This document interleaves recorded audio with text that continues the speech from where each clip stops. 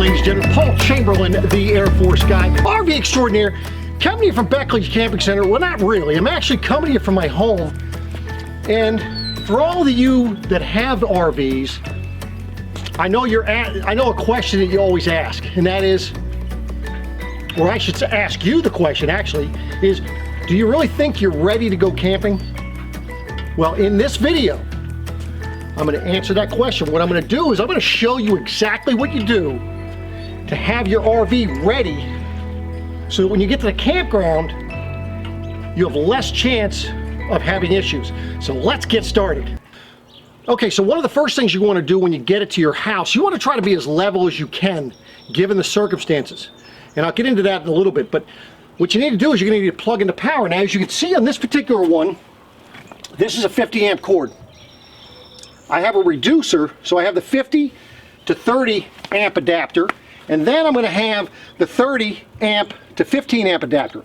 Now notice that I have a yellow extension cord. If you are ever connecting an extension cord to your camper, there are a few things, and I'll get into this when we get inside, that you're not going to utilize, but you want to make sure that you have a heavy duty extension cord. Do not get those orange ones, the real thin ones. They do not carry enough amperage, and it'll probably get too hot. It could melt your adapter, could throw a breaker or whatever. So make sure you use a heavy duty 12 gauge or better extension cord when you're connecting power. Now let's go inside. I'm going to talk to you about what you need to do at that point. So we're going to go inside. Now as you can see, I already have some guests for this video. Okay, that is Cooper. Say hello to Cooper. Then of course I have Blizzard. Say hello, Blizzard. And then of course I have Kavana. There we go. So let me talk to you a couple things about in here. So once you're plugged in, then what you want to do is you want to come in and turn your refrigerator on. Now this particular refrigerator, and most of your refrigerators are going to be the RV refrigerators. This is going to pertain also to your electric refrigerators. The difference with the electric or 12-volt refrigerators, they'll cool down in about an hour. This particular refrigerator is an RV refrigerator, meaning you have 110 or propane. Okay, so now what you're going to want to do is you want to turn it on. And as you can see, when I turned it on, you have the auto light is on as well as the AC, meaning 110. Now what that means is it's in the automatic mode and it will automatically look for 110 when available. And then when I disconnect from 110, it's going to automatically switch over to propane, but I'm going to go over the steps you need to do to make that happen. Just stay tuned for that. I'm not going to go over right now, but you must do that. Then you set the temperature here. Now for some of you, this is a Dometic refrigerator. You're also going to have inside the refrigerator here, you're going to have this little thing that's on the fin. And you see this thing right here, this little wire right here, and see I'm pulling it up, it's pulling the shelf out of the way. But you're going to want to make sure that this is raised up as high as it can go. And it just inserts right in here. So what I'm going to do is, you're going to make sure you have it set right. I'm going to insert that into here. I put it onto the fin, and what I'm going to do is push this thing in, but I want to push up from underneath to get as much of that up as possible. And you can see if it comes out, don't worry about it. Now that that is up that high, this is the coldest setting for your refrigerator. When you get to your campsite, you're going to want to check that again, because sometimes with the vibration, it's going to vibrate down. So now, as you can see here, I have it set on 5, and I have it at the highest setting inside the refrigerator. So you're going to do this, if you're going to go camping on Friday, you plug in on Wednesday, let it cool down. Thursday is when you're going to put things in here that are frozen and cold, and then Friday when you get ready to go, there's a couple things you're going to do. I'm going to go over that later in this video, so do stay tuned. Let's go to the next thing. So now the next thing you're going to do is you're going to want to hook up water. Now even when you're hooking the water up at your home, okay, for those of you that might be, oh well, you still may want to connect a filter to your hose and still do a water pressure regulator. You don't want to overpressurize the system. Now this particular camper has not been de-winterized. Very simple to de-winterize. All you're going to do is you plug in and you're going to be going ahead and turning on your faucet to hot. And you see all that pink, and you see how it's running here. You want to run each sink and shower until it runs clear. See, now this one's running clear. So now I'm good on I'm running on the cold side now. So you see it was already for the water heater, I was already clear. Now I want to do the cold side. Now after you do this for all of your sinks and shower, then what you want to do is, at that point, I would recommend that you fill your fresh water tank and run it to your water pump, because the water pump is going to have an antifreeze in it too. Now for those of you that may not ever do any dry camping, then don't worry about that. You can do that in the summer when you decide to sanitize your camper. We'll go over that in another video. So let me go over the other sinks you're going to be doing here. Okay, so now you hear how it's, you see how it's spraying? This is what it does until you get the lines, get all the air out of the lines. Now this spitting and sputtering here is telling you that the water heater isn't totally full of water, and it will eventually be pushing just straight water here. So as you can see, with this spitting and sputtering, it could create a little bit of a mess. So make sure that you have some towels out here to help wipe up. So that's the hot side, so that's good.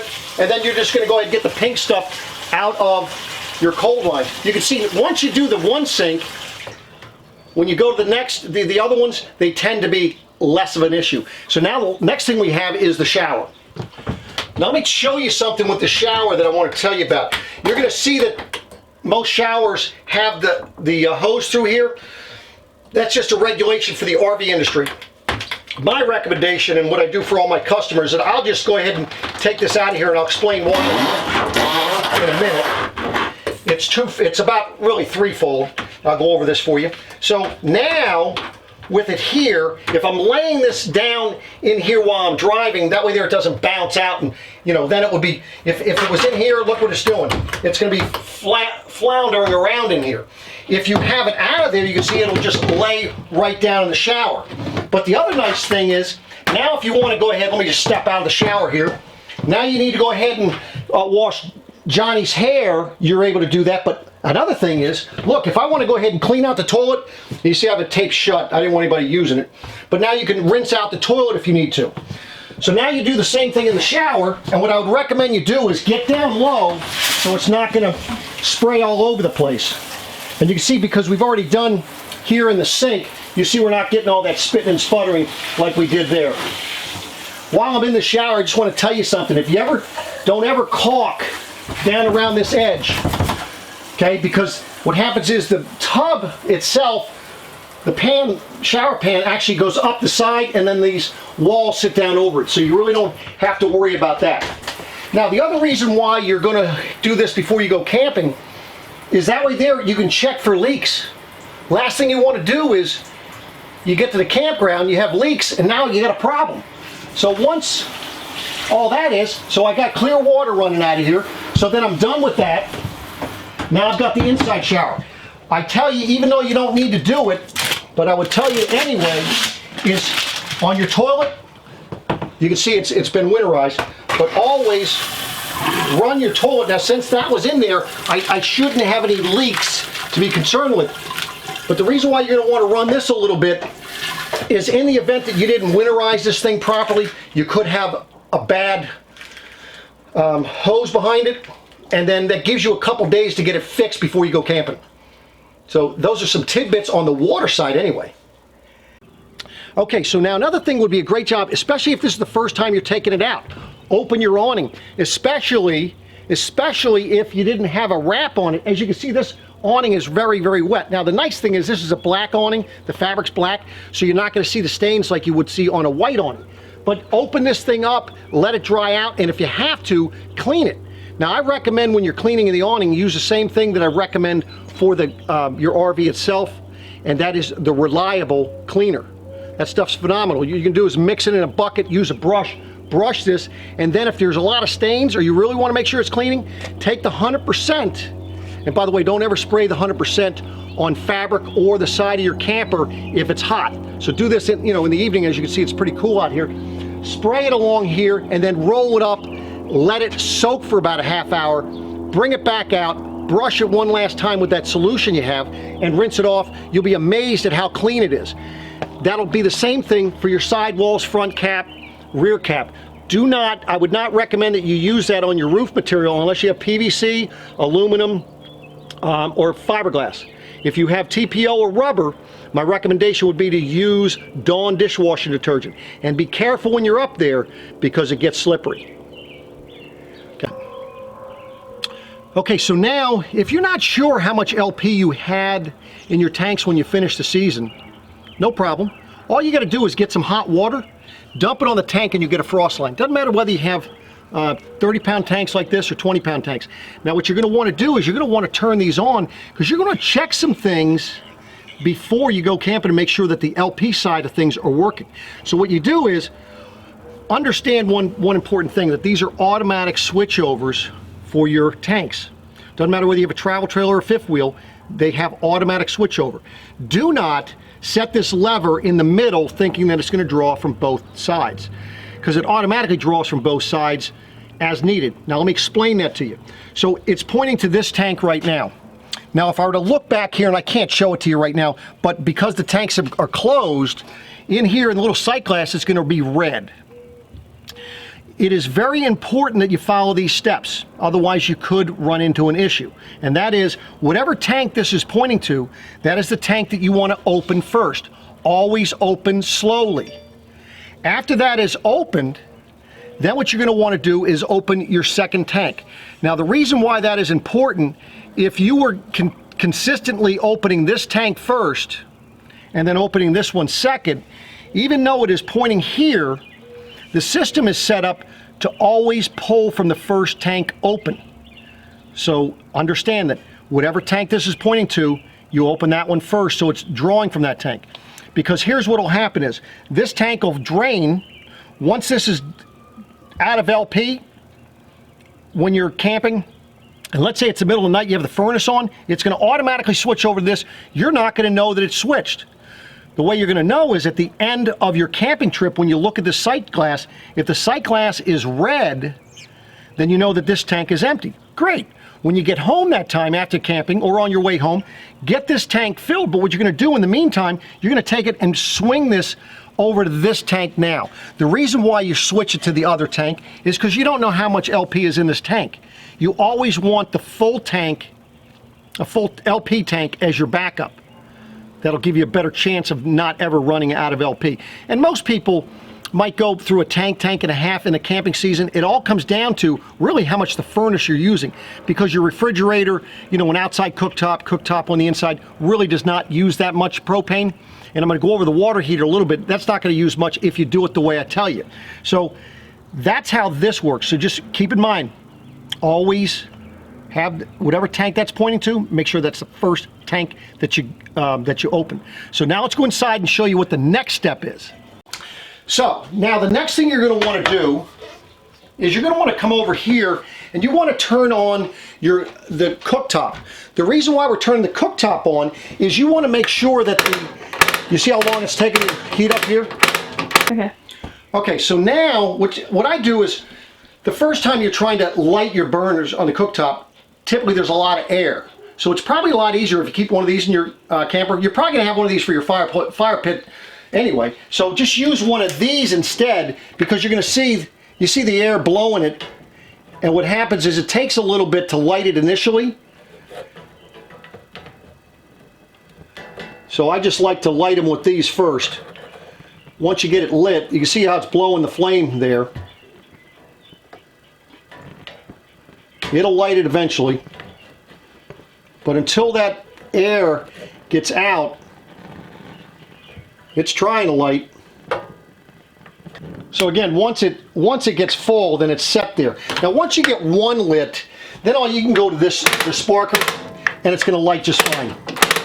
By the way, this new Furrion cooktop, I love it with this, because now you actually have a light for the oven, and this sparker actually lights the oven. No more getting down on your knees. Now once you've done this part here, now what you can do is you can go ahead and turn on the propane side of the water heater. Now remember earlier I was turning on the faucets on all the faucets, inside and out, and running the hot water side. You want to do that to make sure that the water heater is full of water.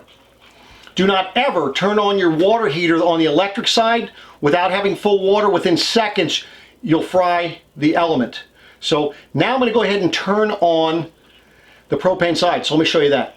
The reason why, again, that I lit the burners on the cooktop is to make sure that the propane lines were full of propane.